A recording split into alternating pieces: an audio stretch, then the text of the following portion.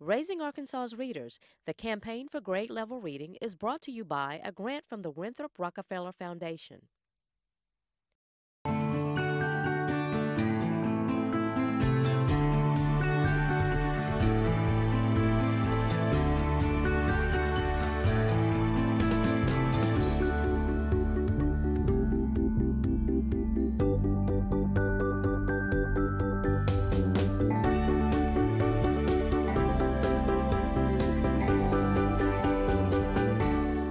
We have been talking about the Arkansas campaign for grade level reading, and we have our excellent panelists that joined us. Unfortunately, we never have enough time to get all the information into even an hour, so we want to discuss the topic a little further tonight. Let's begin with, a lot of parents think, well, this doesn't affect me. My child can read. It's not my problem. But this affects our entire community, our state. Sherece, let's start off about, this is a predictor. Where you are in third grade predicts where you may be later in life. So how will this affect Arkansas? Absolutely. So imagine not being able to read. Like, imagine just the frustration. Imagine not being able to be effective in class. Imagine being picked on by your peers. Just imagine how you feel as an individual not being able to read. And then you multiply that by lots of people, lots of kids who eventually become adults. And so when we have folks who do not read, and why, even if your kid can read, it is important for you to care about this as an issue generally, is because when you don't read, it creates, just for the individual, frustration, low self-esteem, low self-worth, disappointment, not wanting to go to school. Not wanting to go to school, and those feelings can lead to all other negative things, such as dropout, such as not participating in the labor market, not going to college, not being excited about learning. And so when we lose that excitement about learning, and you do that with several thousands of people in our state, then you get the results that we have today, where we have today kids, when you go to, what is it when you go to school and you need remediation. Sorry. Well, we have everybody here. The remediation rates are extremely high. And that remediation rate being so high is a cost. And that is the cost of us continuing to be, in Arkansas, 49th in the nation on college graduation rates. I believe West Virginia currently is 50th. When you're 49th, 48th, 50th in the nation in college graduation rates, then you don't attract commerce. You don't attract industry. You don't attract others coming to our state to build our economy. Additionally, when you have a workforce that is displaced, dislocated, feeling bad about itself, you don't participate. That low participation is labor capital that's not going into improving Arkansas's economy, its future. So our future is dependent upon us being technologically and a knowledge-based economy. If we're not producing today's readers to be tomorrow's leaders, we miss out on that opportunity to participate in the global economy.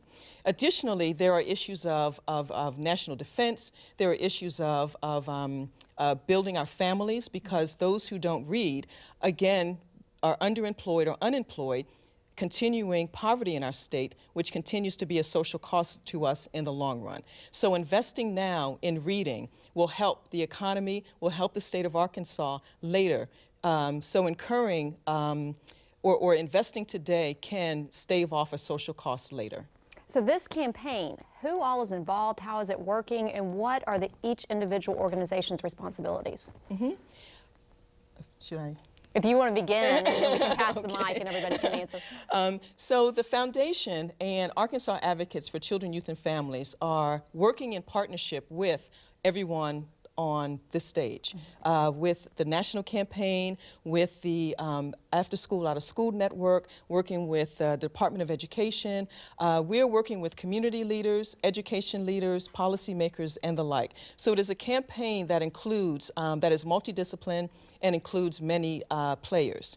Our goal with the campaign, as we stated earlier, is that by 2020, all of Arkansas kids are reading on grade level. The campaign is a statewide campaign, meaning that we are working through various avenues to ensure that there is public discussion, public dialogue about grade level reading, about reading by 3rd grade. We want this to be a state priority. And for the state to use its resources and its policy to channel resources towards achieving this goal. We also have at the foundation that it is a campaign that's going to work locally. We plan to work in several communities throughout the state of Arkansas and make investments in community-based solutions to improving reading proficiency. It's called the Community Solutions Initiative.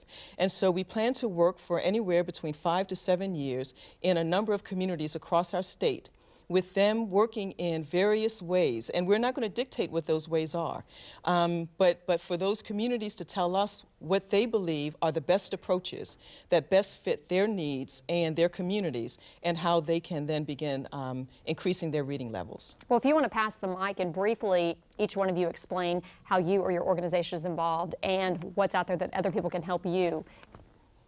So my organization is Rural Community Alliance, and we are one of those community-based organizations that are, our role in the campaign is, well, twofold. We have grassroots advocacy for policy initiatives that are necessary to fully implement the campaign, and then we also will be working to implement community solutions in our chapters around the state. And you were saying one of the problems you have is the rural communities don't have access to a lot of the services that their more populated areas have. That's right, and I think this is an aspect that needs to be addressed on many levels. The rural areas generally don't have complete access to pre-K services. There are many, many rural schools who don't have a pre-K presence. It's difficult for rural schools to have after-school programs because sometimes students travel 2 hours on a bus to school and from school, and to add another hour or two of after-school on top of that would be really burdensome on the children, plus impossible really as far as transportation is concerned to send that bus out twice on a 2-hour trip. So we're going to have to be more creative with those solutions, and I think also that the state is going to have to come in and step in and help, and also that the school is going to need to share some of their resources around the community in ways that we haven't before, like opening up libraries and computer labs for digital tutoring and things like that in after school and summer times. Okay, if you want to pass it to Tonya. The Division of Child Care and Early Childhood Education can support it in a couple of ways. Letting the early care and education and child care providers in Arkansas be aware of it and how they can share it with parents, encourage reading, be a high-quality pre-K program. And then we can also share information with parents through several communication ways, through our Better Beginnings website and through the early care and education providers, just making sure that they have good information about the campaign and what they can do to support it and to support reading to young children. What is the Better Beginnings website? Just betterbeginnings.com? arbetterbeginnings.com. Okay, pass it back. Okay. Well, Sherece basically spoke on my behalf with the foundation, but the work that we're going to be doing again is investing in local communities, really trying to increase the knowledge base and make sure that here in Arkansas we know about best practices and the research so that we can inform this campaign with data, with expertise, and the foundation's in it for the long haul. So. The Arkansas Department of Education is a natural partner with all of the entities involved in that, you know, we're the funding mechanism, we're the student information mechanism, and we basically we get all of our requirements from the legislature. So we're just a natural partner with the school districts and with the state, and we're happy to do anything that's required of us. So how are we getting our legislators involved in this and getting them motivated to want to make changes? Well, I think all the legislators are naturally motivated to support their state and their communities. Even had a legislator in my family at one time, and he was highly involved and really enjoyed the educational aspect. In fact, of the legislators that I know, everyone has a priority on education of some form or another. It impacts us all. Okay. Rich? Sure. At Arkansas Advocates for Children and Families, I think our role is really primarily in 3 areas. One is the policy research. Again, really trying to crunch the data, see what it means, and see the implications of it. And also trying to figure out potential policy responses to those problems and what the data is. And then following up on that, of course, doing advocacy, because some of the policy solutions can be implemented at the local level. That may require some advocacy at the local level, but I think even more important for us, state level advocacy, because some of those solutions will cost money. And of course, a tough budgetary environment now, and so there'll be some advocacy required over the next few years to make that happen. And then I think on the communications end, trying to educate and engage the public, promote a greater public dialogue on this, but really get the public more involved just day to day on this issue. Okay. Arkansas State University Childhood Services works with child care providers, administrators, teachers across the state. And so we have a focus to look at how can we enhance the interaction we have already with children and their teachers. And through Better Beginnings and our partnership with the Division of Child Care, on the website we have more information for families. Because when parents need to work, if we're in a single parent household or dual income, someone else is watching my children. So we place a lot of emphasis on working with that population, but we know foremost the parents are the #1 teacher. So Better Beginnings, in recognizing that, has some information for families. There's a great component on that website called Parenting 101 that talks about what are the stages I should be seeing in different age ranges, the things I can do to enhance that. So I think a lot, as what Tonya said, a lot of communication and outreach and sharing of the best practices that we know really make a difference for young children. Those of us who work on the national campaign intend to support the good work that's being done here in Arkansas. We intend to learn as much as we can from the good work that's being done here in Arkansas. And we hope to connect the work here in Arkansas with the work that's being done in states around the country. Okay. Hedy? Hi, I'm Hedy Chang, and I'm with Attendance Works, and we are an implementation partner with the national campaign, so I'm pleased to be here along with Ralph to make sure that whatever we're learning about best practice and policy and the tools that we're creating for parents or for using and gathering data and calculating chronic absence are available to communities here. Okay. And last but not least. And the Arkansas Out of School Network is a sponsored initiative of Arkansas State University Childhood Services as well. And one of the things that we're primarily concerned with is that the programs that are available to young people that could really impact grade level reading, such as summer programs, that those programs are of high quality. And the way that we support that is through training, technical assistance, and professional development. And in addition to that, we obviously help market and get the word out about this campaign and the need to strengthen our efforts around reading and grade level reading in particular, and how summer learning can impact that. So Sherece, if someone wants to get involved with this, how do they get involved as a parent? How do you take part in this campaign? I'll have Takima respond. Okay. Well, the first step they can do is to go to the website, which is www.arglr.net, and join the campaign so that they can receive real-time information, be invited to events, and then through that they can also contribute their own ideas on what we can be doing here in Arkansas.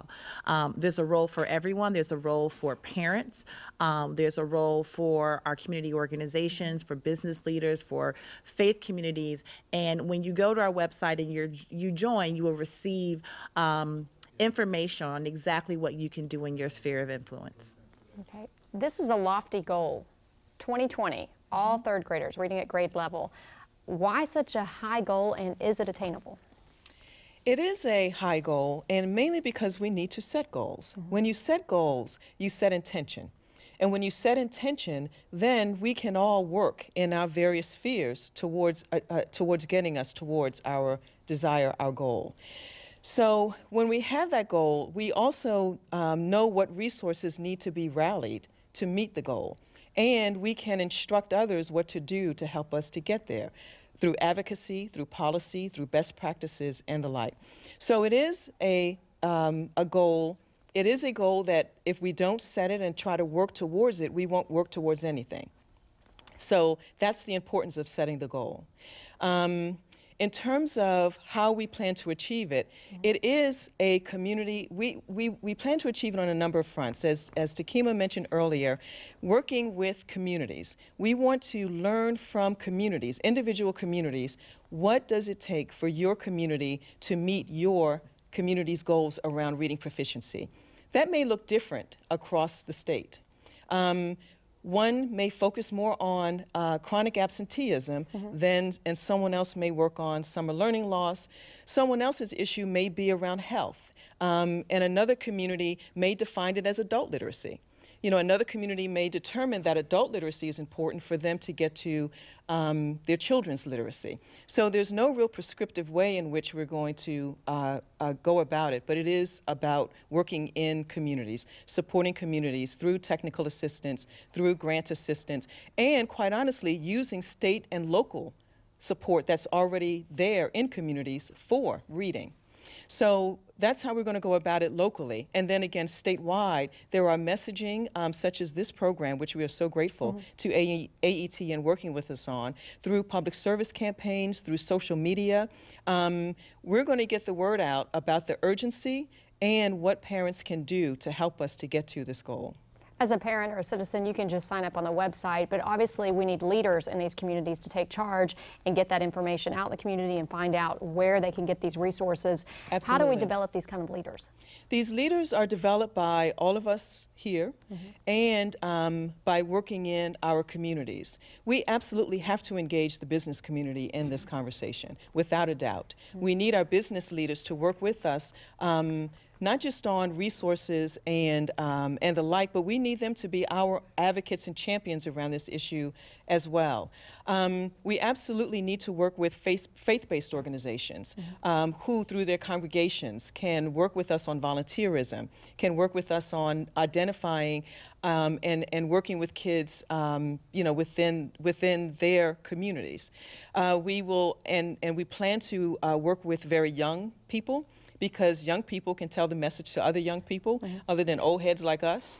You know, so it's not going to be any one way. We actually have a number of strategies. We want to appeal or for folks to understand again that it is not acceptable for having any child in our community not being able to read. The resources are there. What we need is the public will and just the basic grit to hold ourselves as a community accountable and hold what resources are available in our community to make it happen. So what is the very next step? Where does this campaign go from here? I feel like I'm dominating the conversation. If anyone else would like to pipe in, that's great. I can answer that. Anyone else want to answer? Sure. Well, by the time this program airs, we will have a statewide summit where we will have brought together educators, state agency folks, some business folks, you know, people from a wide range of areas in the state to really talk about this issue and to really learn more about the impact areas, I mean, what they can do to participate in the campaign. And so I think a lot's going to come from that campaign. And then I think, of course, over the next quarter, we'll really begin the hard work of going out and educating the public and trying to figure out where to go next in terms of the bold policy solutions that we're going to need to move this forward. Doing more crunching of the data, and just really going out and trying to engage folks. Can I go back, I'm sorry, to another question you asked? And you asked about the doability of this goal. One of the things I think that is important to mention about the doability of this goal is that Arkansas is a relatively small state with a manageable number of students. For those who cannot read, we actually can get our hands around who they are and then how we go about ensuring that they're able to read. So in small rural communities that Lavina spoke to earlier, you may have we may be talking about 200 kids in total, maybe. And out of that, possibly 40 aren't reading on grade level. You can actually get 40 kids to read, okay? And if you do that in various communities throughout our state, then you have a mass movement. But it takes, or it requires, first knowing what to do, how to handle it, and what are the best strategies? What are the community-based solutions to getting us there?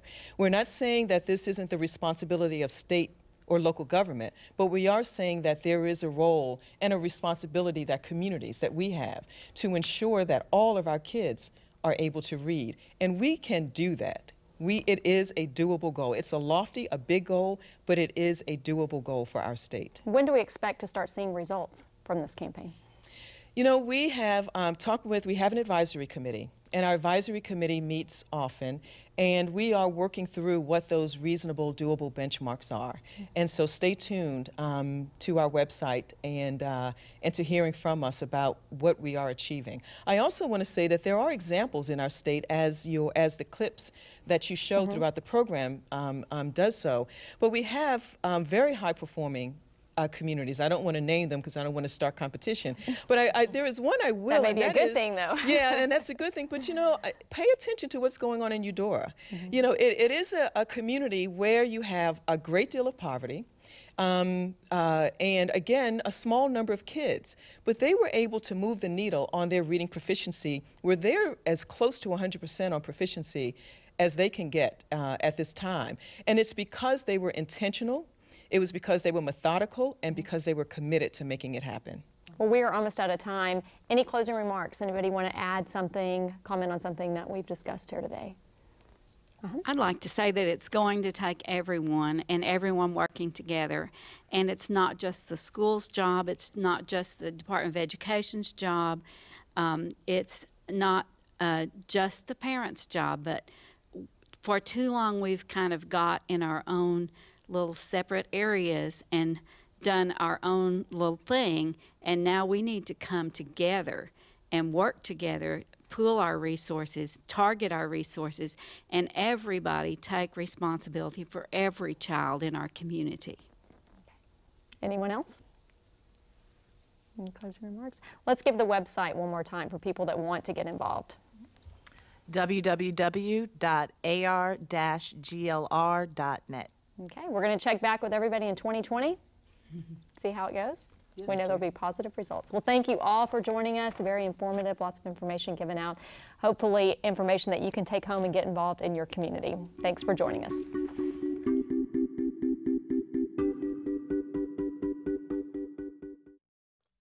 Raising Arkansas's Readers, the campaign for grade level reading is brought to you by a grant from the Winthrop Rockefeller Foundation.